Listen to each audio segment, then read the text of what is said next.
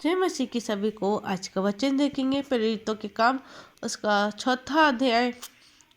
और महासभा के सामने पतरस और यूहन्ना।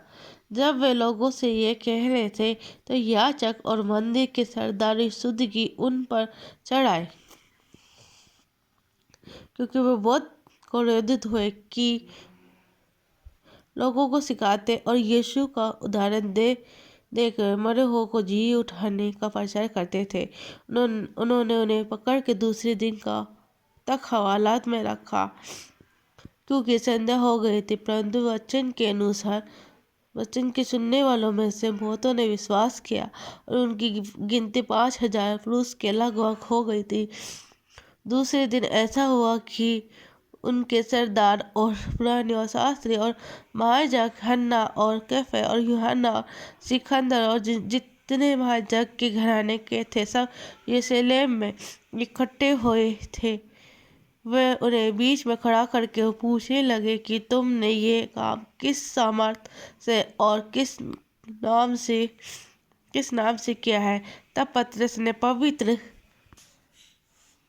आत्मा से परिपूर्ण होकर उनसे कहा, हे लोगों के सरदारों और पुरानियों, इस दुर्बल मनुष्य के साथ जो भलाई की गई है, यदि आज से उसके विशेष में पूछताछ की जाती कि वह कैसे अच्छा हुआ, तो तुम सब और सारे इस्राएली लोग जान लो कि यीशु मसीह नासरी के नाम से, जिसे तुमने क्रूस पे चढ़ाया और परमेश्वर ने मरों में से जी लाया, ये मनुष्य तुम्हारे सामने भला चंगा खड़ा है।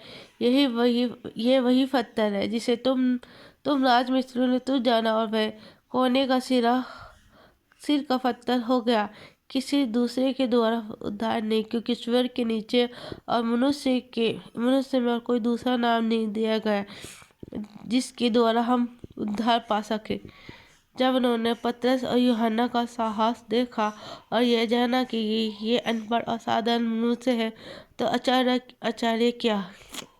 फिर उनको पहचाना कि यीशु के साथ रहे उस मनुष्य को जो अच्छा हुआ था, उसके साथ खड़े देखकर वे विरोध में कुछ न कह सके।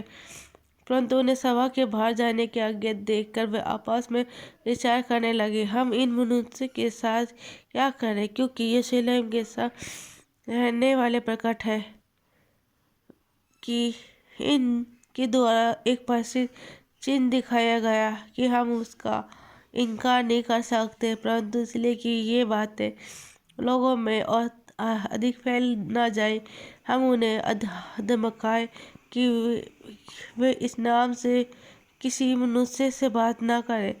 तब उन्होंने बुलाया और चेतावनी देकर ये कहा, यीशु के नाम से कुछ भी न बोलना न सिखाना।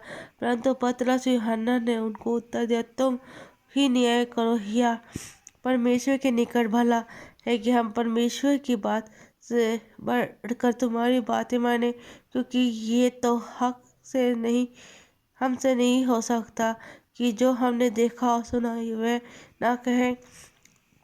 तब उन्होंने उनको और धमकाकर छोड़ दिया, क्योंकि लोगों के कारण उन्हें दंड देने का कोई दबाव नहीं मिला।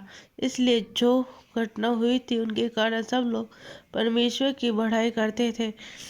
वे मनुष्य जिस पर यह चंगा करने का चिन्ह दिखाया गया था 40 वर्ष से अधिक आयु का था। आमीन।